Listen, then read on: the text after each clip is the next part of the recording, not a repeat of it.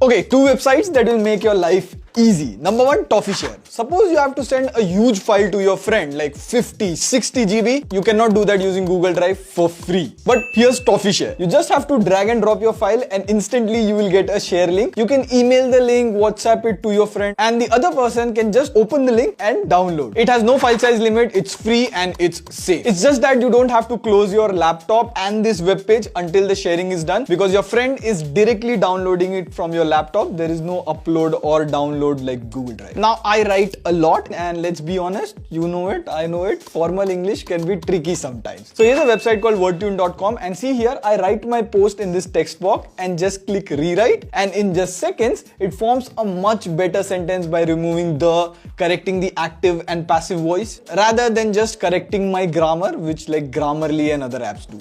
Watch Everyday Nikki Jigal only on Zigzag News.